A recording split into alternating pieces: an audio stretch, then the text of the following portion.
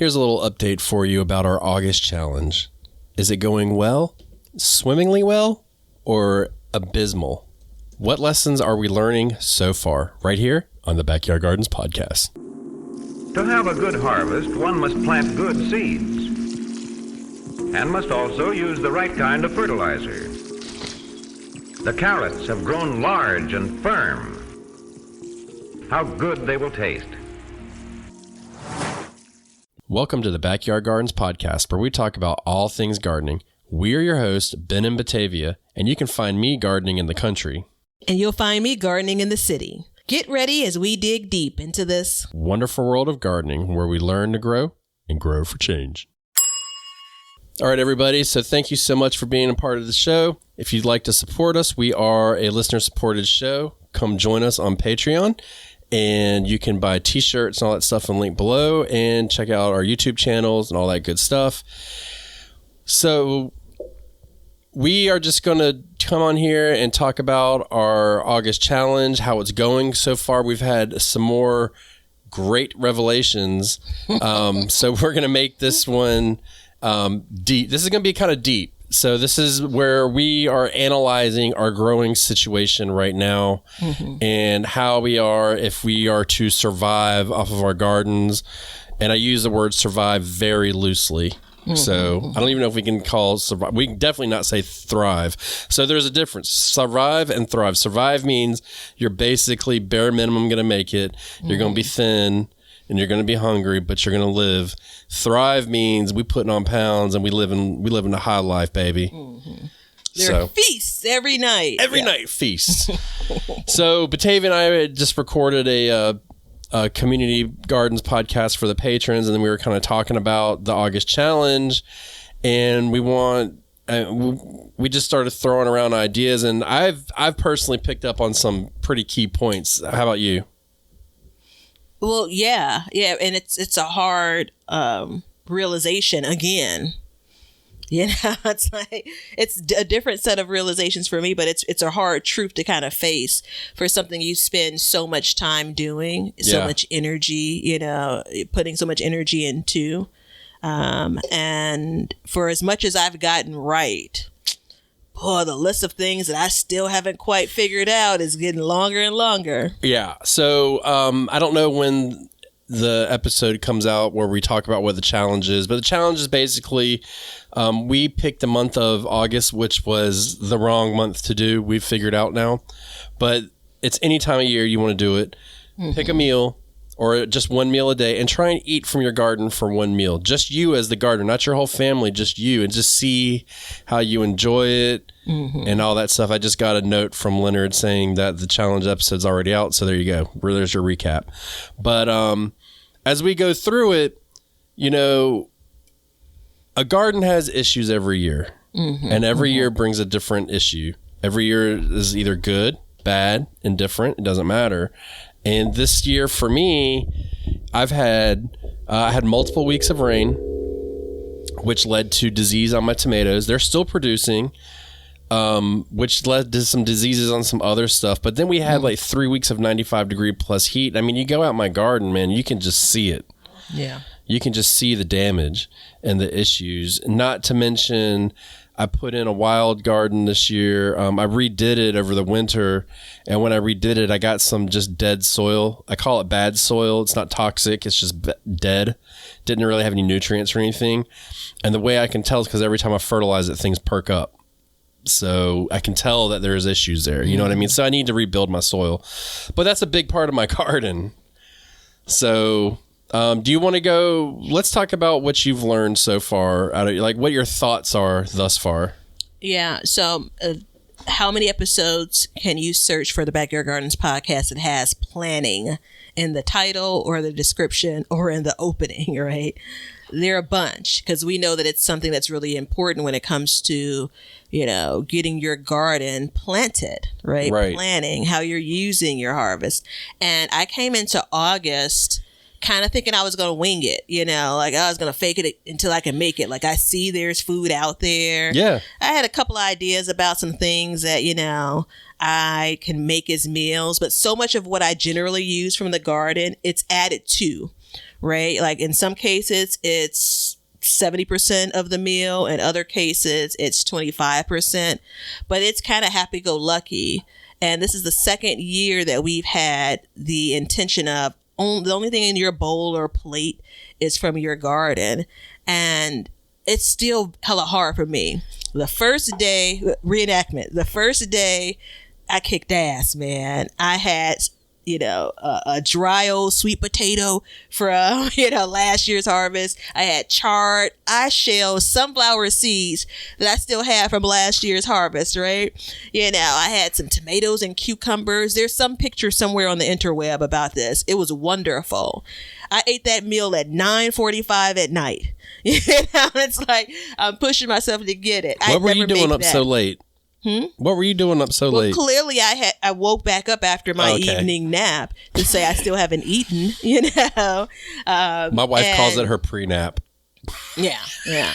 There's a different recording somewhere floating around the internet about me cooking at 9:15 at night with a little bit of wine. Yeah. But anywho, like it's all to get to this point of, all right, let me pull something together. So the biggest lesson so far has been I have absolutely underplanned for this. And it's very easy because I'm not going to starve if I don't eat that day. I'm not going to starve if I don't eat from the garden that day, where I just say, okay, all right, we're going to do better tomorrow. And we knew and I really wanted to do this challenge. We knew coming into this month that this was going to happen. And this was us kind of meeting each other in the middle. August still isn't the most ideal day or a month for me. August is a crap month for you. But all of that said, I still haven't made the most out of what's in my garden. Yeah. So I want to prepare these meals for the sake of thriving, but that's just not what my garden's producing right now. For the greatest enjoyment is another way to say it. And my garden isn't producing that right now. I don't have that on the shelves. And I just have to decide whether or not I'm just going to go for surviving that meal and get through this challenge, or am I going to look forward to next year and say, what changes can you make again? Well, I want to reiterate, I'm going to stutter through this sentence, excuse me, how last year the biggest takeaway we had is we need more diversity. Okay, so I went with diversity, but I did diversity wrong. And what do I mean by that? How can you do diversity wrong? It's the best thing in the world, right? Well, no, it's not when you're talking about food, because what I did is I planted a little bit of everything. Yeah. And I put all of my eggs into one basket. And I've done this in other aspects of my life before. It never works out in my favor. I don't know what the hell's wrong with me. But, it's like my okra, for instance, dead soil. Didn't grow. My beans, they got disease. My green beans, they got disease, not producing. Out of 15 cucumber plants, 3 of them are coming up. Don't know why I'm having cucumber issues this year, but I am. So now I'm just about to start getting cucumbers now, which is really late for me. I went really, really, really heavy on squash and zucchini because I was totally anticipating squash vine borer wiping me out. It did not completely wipe me out. More to come on that in Transparency Month, which we'll have at the end of the year. So I went heavy on that. I did a few peanuts, some potatoes, a couple of sweet potatoes, and all this stuff. But there wasn't enough for me to necessarily harvest off of daily. Yeah. So I'm getting weekly harvest of some of these things. I went out the other day, and even though my tomatoes are diseased, I still got like it's a broad range, but somewhere between like 5 and 8 pounds of tomatoes. But it's just tomatoes. You know what I mean? So, moving forward, what I'd said is I was like, you know what? I need to be more aggressive in my planting, more succession sowing. So I have, if you've seen any of my videos, you know that I've got a couple tomato plants that I've replanted, and they're going well, but they're growing to where they can harvest now. They're in that stage where they're growing, but they're not producing fruits. You're still 2 months off. I hope I'm not 2 months off. I hope I'm a month off. to be honest, but we'll see how that goes. But moving forward and just thinking about that, it's like there's not enough to come off of because of the extreme heat we've had, the dryness, the temperatures, this, that, and the other. And so it's like I'm testing corn again this year. So I have like a very small patch of corn.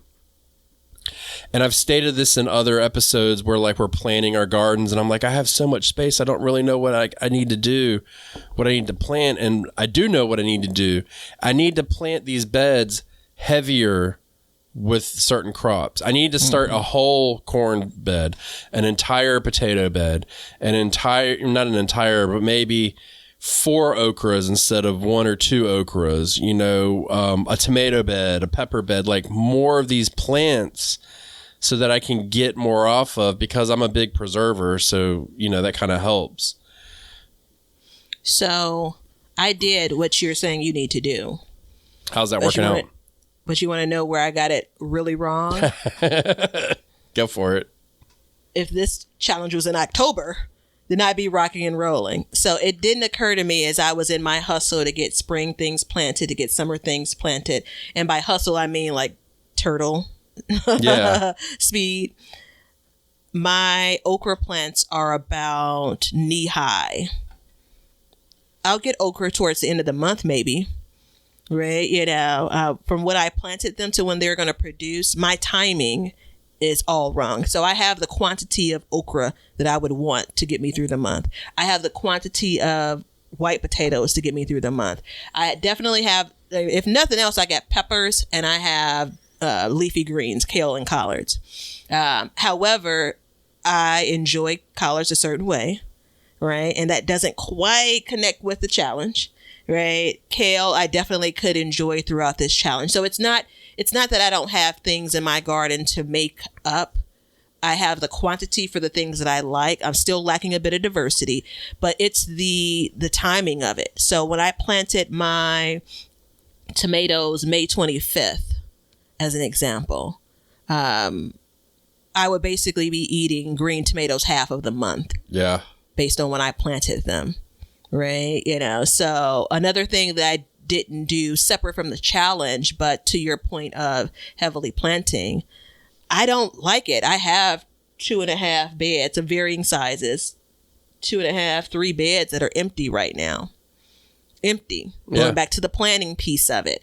So what I did for spring, I've eaten already. That's done. What I've planted, grown, harvested, eaten, that's done. And those spaces didn't have any quick turn crops, right? Anything that I could have, when I pulled them out in June, that could be like on the tail end of this month enjoying, right? Or better yet, focused on growing something in those open spaces, which allows me the freedom to enjoy more of what is already grown and matured. Right. Right. Because I need what's in my garden beyond August. So there's always that balance too. Well, I just did a video about propagating, and within that video, I talked about the growing cycles of plants. And so one thing that I know, and this comes from me growing bonsai, is because there's certain times to trim and not to trim in order to develop a shape of a tree. And plants across the board, generally speaking, operate the same way. There's spring, you get a flush of growth, then the heat comes, and then the plant essentially will end up going dormant. And then as you cool, and it can only be a couple degrees cooler, once you get out of those high 90s, mid 90s, stuff like that, and you start to cool down a little bit, then they go back active again. It's a survival mechanism. So within that survival mechanism, you have to think during this challenge when we're growing, and I'm like, okay, August, and Batavia even said like August probably isn't the best month for me, which she's exactly right. It's not. We knew it going in though, and you were a gentleman and a scholar. I was. Because you knew that I wouldn't have much of anything in July, especially the way I was gardening when we started talking about this 2 years ago. Right. And so if you look at my garden now, like what's really producing are like your heat loving plants, my black-eyed peas and my black beans are really producing right now. So, everything else is kind of like I'm getting some tomatoes, but then some tomatoes are dropping off, stuff like that because of the heat. My squashes are just burnt slap up. I can't keep them watered enough right now. And we are expecting to get about a 5-degree temperature change. It'll be 90 and 88 for the next couple days after tomorrow or something. It'll be 96 tomorrow. So we should start to see that change a little bit cooler nights. When I say cooler, I don't mean like 50 degrees or anything. It'll still be 75, 78 degrees at night. But that little bit of break from that heat is going to re-energize the plant and let it grow again. And so that's something to keep in mind too, that I need to keep in mind in the future, is during this heat waves that we get, I need to be prepared. Now, I've also planned my garden out in a different manner. I planned my garden out, my peanuts, my sweet potatoes, my potatoes, my black-eyed beans and black beans. They are all crops grown with the sole purpose of harvesting towards the end of the year and easy preservation, meaning, you just keep them on the shelf or something like that, dried or whatever, cured, we'll say. So that being said, there's a whole period of this month in which I can't really use some of these crops. And so moving forward, even okra is another one. Like, it does really well in the heat, but until it gets that heat, it doesn't like to grow. You know what I mean? Mm-hmm. Yeah, I feel like you. So as a disclaimer, I am pouring myself into extending my garden season. So I'm coming out right now and saying I may not get this shit right next year either. Right? Yeah. Because I'm introducing this thing that's pretty new to me, which means that, some of these things may carry over into spring. So let's put that disclaimer, bookmark it, Leonard. But specifically back to August, it occurred to me as we were talking before we started recording that I have been continually gardening in the way that I did before, right? So by default, if I planted my garden out in June, most of the things that I was producing, again, a lot of heat-loving crops, but some other things, a lot of the things I was producing, I basically would get like the big hauls towards the end of the traditional growing season. Yep. So as summer wrapped up to fall, right? And I was growing a smaller quantity of things back then, but that was kind of just my way. Right? Like, you're getting a cucumber here or there, but mostly you're waiting. For me, if I'm planting in June, I'm waiting until late September, October, right? To really start getting a basket full of food. And so as I've changed my garden style, meaning I'm planting at different times of the year, planting different crops, I still move around the garden in that same way. Yeah. So this is the answer to why, if you've asked me in a comment on a video of mine, how are your collard greens so big? I really think it's because I leave them and don't harvest until, right? You know, and so that may or may not be true, but that's the only thing I have left as far as the why. Such a blessing. It's not something that I begrudge at all. But go back to everything else. I have a week scheduled off in September because I know that's going to be a week where I have a whole bunch of stuff growing, coming out of the garden. How am I going to manage it? Right. And so that isn't still, while that's a whole, our ancestors have done this for eons. So that's a whole method, putting up food for the winter, for the time you can't garden. It still doesn't answer the question of what happens in June and July. Yeah. And, what happens in August. Right. So not only am I kind of wired and I'm needing to rewire myself. A side note. This isn't a community gardens podcast where I'm a little bit more casual, but I'm going to say this anyway. I am watching Westworld for the first time ever. And so you will hear references to the way that we are wired. And here's one. Not only am I wired to say, okay, wait until you get a bunch of a thing and then work with it. Right. I'm also planting in that way when it comes to, I'm not doing a lot of succession planting. I'm planting things later, which means they produce later and so on. So it's definitely not what I've done this year for the garden. Definitely did not set me up in the best way for August. It's still an opportunity to make some great strides. However, I knew August was coming, and when I was planting in the spring and in the summer, I didn't consider that. Some of these things I just didn't know any better. Yeah. And some of these things I absolutely did. Yeah. So what season of Westworld are you on? I'm on season 3. Okay. So I only watched season 1, and I stopped watching it because I couldn't get out of my head how hard it must be for the actresses just to sit there nude all the time. It just was shocking to me. It's like, I tried to watch season 1, like this is probably the 3rd time. yeah. And I did the same thing with Game of Thrones, which is a really popular series. So far, I mean, it can't touch Game of Thrones when it comes to the epicness, but I'm powering through to get to the current season 4. It's not my genre of television, but again, I'm sticking with it. It's right up my alley, but all the nudity and stuff was just like, wow. I should be planting seeds instead of, binging that, but that's You a should different do both conversation. at the same time. But I mean, if I think back to my garden and I think about when am I harvesting the most, it's going to be February, March, April, May, and then July, September, November are the times that I harvest the most. You know what I mean? Every other month that I didn't mention is like a transitional period for me. Yeah. And so we're coming up into the time in which I have no idea when this episode's coming out. We're talking. We're like, we got to record this right now. So every other, like we're coming into a time at the time of this recording, which is in the middle of August, that I will start transitioning my garden over.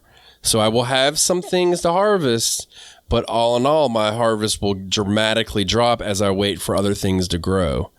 And so as I do my planning in the future, I need to plan for that and say, okay, but the question for me, it's like, how much okra can I eat? You know what I mean? Like, honestly, 2 plants is more than enough for me, but having a 3rd plant may do me good for that, that error or something like that can come out of, something that happens within my garden. But do you really? So I'm going to throw... What do you mean, do I really? Do you really need to change that? Because the challenge is, are you producing enough to fulfill your desires for, in this case, August 31 days, right? And is that really our intention more long term? Right? Is it a combination of you accepting and recognizing? Well, let me finish my thought because I'm kind of talking to other people too. Are you accepting and recognizing that there are going to be kind of peaks and valleys in your garden? Yeah, I accept and recognize that, but I also accept and recognize that I can plan a little bit better to alleviate the valleys. And instead of having a valley, I can have peaks and plateaus. You know what I mean? So yeah, I've been playing around with spring and for sure summer and going into fall for enough years to know that I can grow things throughout that entire period of time. And I have the desire to. And I'm okay with it's taking some time. This isn't the whole 3-year Batavia thing, but I'm okay with this taking some time. But I'm not taking enough action to your point of you could be planting. I don't remember if this is a part of the episode or what we were talking before, but you could be planting more intensely, more aggressively. That's me. Yeah, I can be planting more aggressively. And by what I mean by that is, hey, my green beans have a disease. Okay, then replant them. Don't just watch them die. Let's move on from it. You know what I mean? Hey, my okras are messed up. Okay, well, let's drop some seeds. Let's go ahead and just take care of that situation. But there's also this thing about the right things, planting the right things. So you've talked quite a bit about if your peanuts had come through, and I'm sitting in the chair wondering how many peanuts was he really going to get? That's what I'm thinking. I have no idea. I got no clue. I know as of right now, I did a garden tour and I picked up a plant to move just to show, and I saw a peanut pop out of the soil. So I know I have peanuts as of a month ago. So the way I'm looking at it is like at this point, I'm just producing more and more peanuts because they're another one that love the heat. So I know like, okay, they're producing more and more peanuts. Like I got no clue. I mean, I could get 5 peanuts. I can get 500. I have no clue. And that's part of this whole thing too, is trying to see what you're going to get out of a plant. You know, I'm doing a lot of new crops this year versus previous years where I haven't. You know, last year I tried corn and it got too cool and they just stopped. So this year I planted more. Some of them worked out, some of them didn't. So I'm just letting what I have go to see what I can get because that's the only way that I can learn. But if I do get something off of it, I'm like, okay, I know that I can get something off of it. Let's plant more densely and get more of this instead of let's do, 6 ears of corn here and let's do 5 bush beans here and let's do 4 tomato plants over here and 3 tomato plants over here. And, instead just say like, hey, I'm going deep. I'm going deep on this one. I bought some sweet peas, green peas. Yep. Frozen sweet peas. And I said, gosh, I said to myself, if I would have grown more, I could have frozen them. And then I thought as I was going to the checkout, gosh, how many green peas would I really have had? The recipe called for like 2 cups, I think. And I'm probably knocking the recipe in half anyway. So a cup, like how many plants do I need to seeds do I need to put it in the ground to grow enough to put away green peas? And that's always the code that I'm trying to crack. So I vote for growing more corn if you plan on eating more corn, if you want to eat more corn. Because obviously the more you grow of that, you're sacrificing that space to something else. Bless you. Thank you. You're exactly right. You are sacrificing space for something else, but at the same time, like I sit there in the winter time and I make my garden plan, and as I do it, a lot of times I struggle with how much I can put into an area. I'm like, well, I'm going to have this blank spot and this blank spot and this blank spot. And then I turn back around and I say, no, if I do, corn in one bed, then I know that one bed's going to be corn, which in turn will make it easier for me to take care of it. You know what I mean? Corn's a heavy feeder, needs more water, this, that, and the other. So there's that. It's just like me taking and making one bed. Each year I make one bed for sweet potatoes. And that's worked out for me. Why don't I do that moving forward? Because I can put more into that space because I know what they're gonna produce. Yeah, I mean there is the asterisk around the principle of I don't know what it's officially called, but kind of the confusion of plants when you treat a single bed as a kind of a monocrop bed, then you're potentially introducing all of those predators to that one bed. I like to garden with a thing, like the entire bed is full of the thing if I want to grow that much of it. It just makes it easier on me. I think that one of the good things about this challenge, and then just in these last handful of years of us gardening, you said it more than once, so I know that kind of this is fact for you. 2 okra plants are enough. Yeah. If the 2 okra plants produce, they're enough for y'all. And I think that that's really important. Once you figure that out vegetable by vegetable, you're in a much different place when it comes to where we are, for the August challenge. Yeah. Right.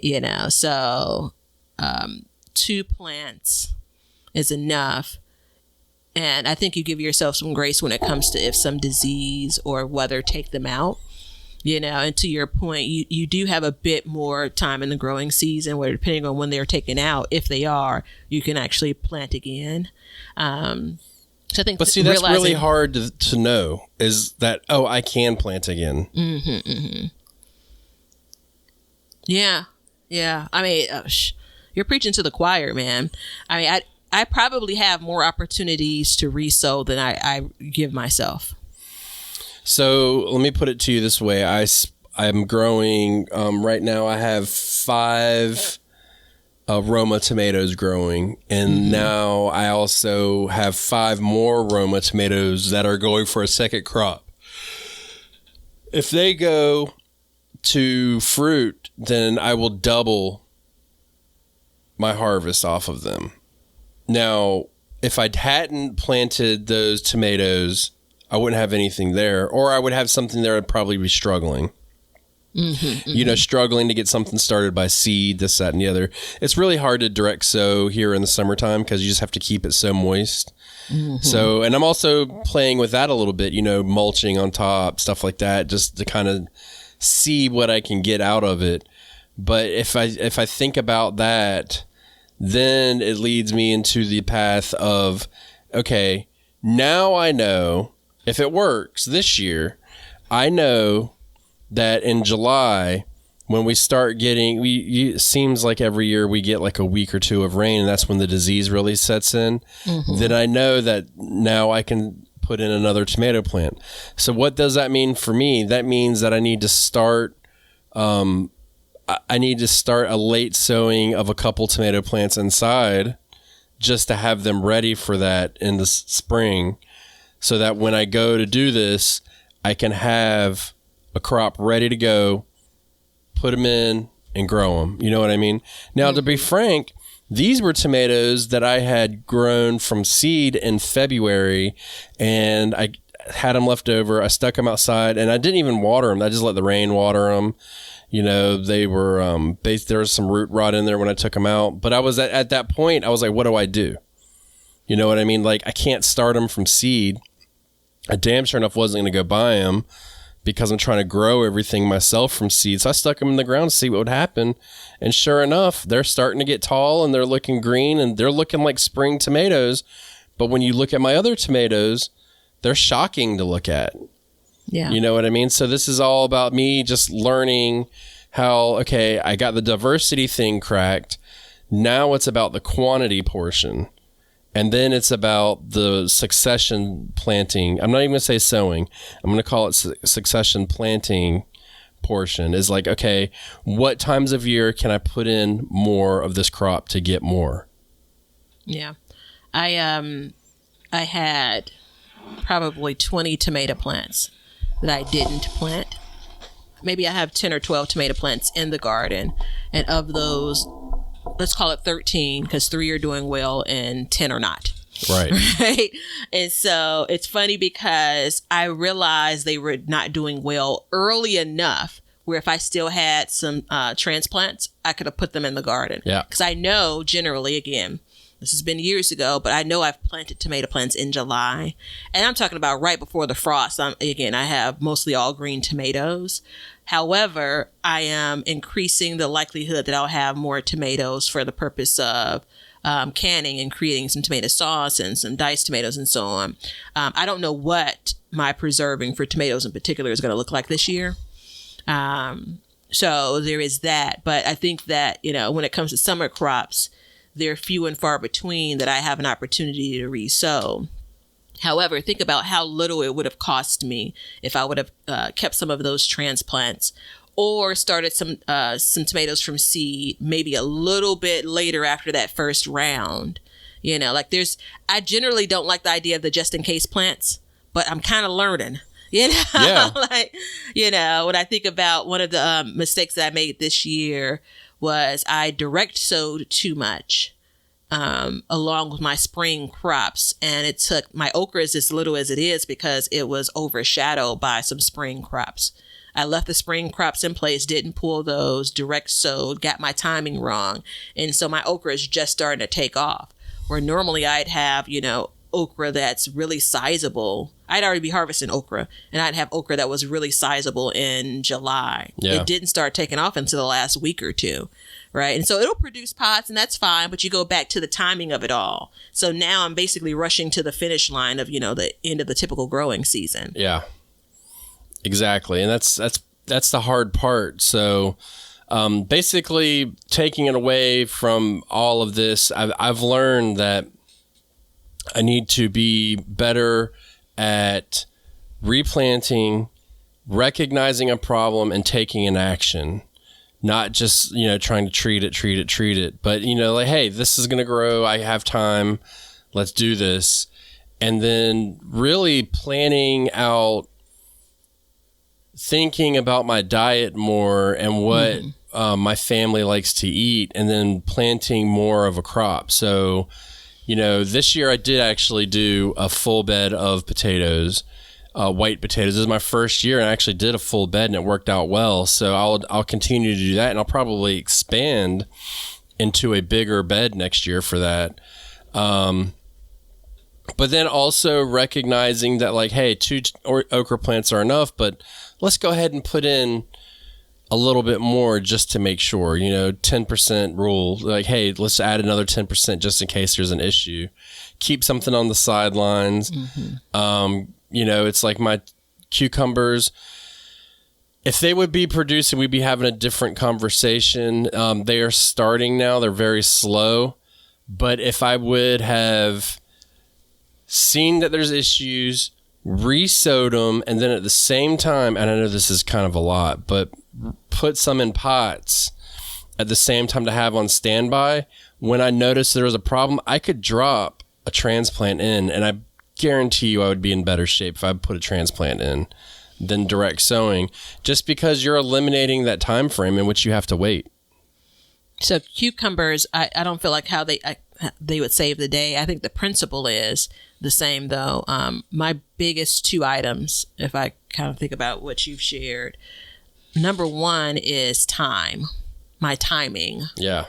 Right. And number 2, so I've had this in my head around timing and being unsure of it, but I'm watching kind of my miscalculations, my typical, like the bit of dragging my feet. I'm watching it burn me in the garden. Right.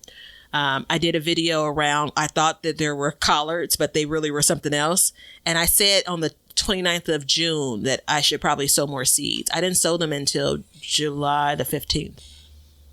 Had various experiences with it. So I lost 2 weeks. That's losing it. I lost 2 weeks. And not realizing the challenges that I need to overcome. And so again, I'm a month later, right? So the timing of it all throughout, I kick butt at the beginning. I'm very proud of the timing that I used starting my seeds back February, March, going into April. Yeah.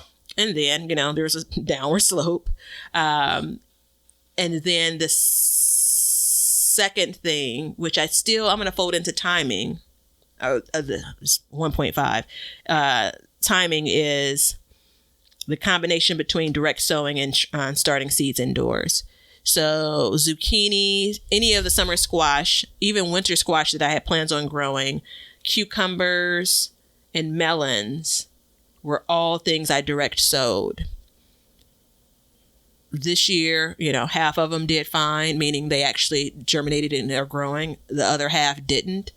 But everything is like, crossing our fingers for August production. So there's that, where I know I have previous experience where if I had transplants that I started from seed, that I could put those into the garden and even do a combination of the 2. Second thing is, it's related to like the not constant sowing. I told you that last year as a part of different episodes, still the same thing. Yeah.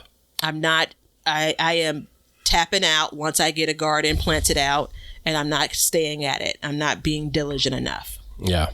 And that's something that we need to think about too is, when it comes to keeping things on the sidelines, like don't be worried about it, but make it easy for yourself, less friction, and thinking about what does better, direct sowed.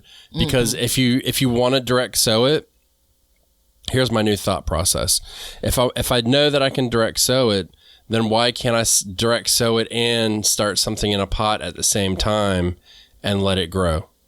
Because we know like zucchinis and stuff like that is generally recommended you don't, because they grow so fast. So it's like, hey, let it get to a point and then take it out and put it in the ground.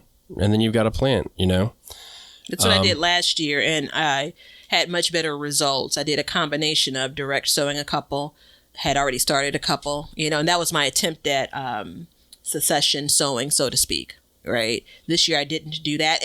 And the way I look at it is, if I didn't do it this way this year, I wouldn't know that I need to go back to the previous way, right? Yeah. So, and next year, who knows? I could probably direct sow at the same time and maybe have different results. But I am changing that path just to get more timely harvest of more diverse crops. Right. Bottom line. Quantity of diversity is the new name of the game. Everybody, we are not going to do a recipe of the day. This was a very off-the-cuff conversation. We were talking and just said, hey, we need to go ahead and record this and be transparent with you guys.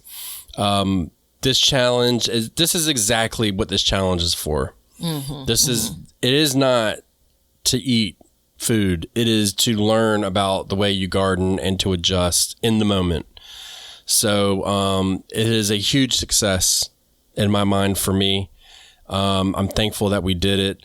If you guys want to support us and help us be successful in other aspects, then you can at Patreon, YouTube, Teespring, t-shirts, all that stuff. Please check us out and come back and see us next week because we're going to continue with our regularly scheduled program. And until then, see ya. We hope you enjoyed today's show. Please follow us on YouTube at Backyard Gardens TV, Instagram at Backyard Gardens TV, over on our website, backyardgardenstv.com, and then we have Patreon at Backyard Gardens. And don't forget to check out our links below to help the show. Thank you so much for joining us as we learn to grow and grow for change. Cut. Now you know why people feel like celebrating at harvest time. All over the world, people have feasting and good times when the crops have been gathered in. Hey, everybody. Thanks for checking out the Backyard Gardens podcast. If you like what we're doing and you want to continue to support the podcast, head over to our Patreon page to sign up. You can also make a one-time donation using PayPal. Both of these links are in the description. With your support, we can continue growing and helping others in their gardens. See ya. If you guys want some Backyard Gardens gear, go to the link below and check out our t-shirts, mugs, pint glasses, and other gear. All purchases go towards helping to support the show, so thank you so much in advance, and we hope you enjoy. We want everybody to have a garden, and we're going to give you a chance to win free seeds every month. Head over to backyardgardenstv.com and enter your email address to be entered in all of our giveaways. Good luck. We want you to be a part of our gardening community. DM us a picture of your garden at Backyard Gardens TV on Instagram, and we will share it with our listeners.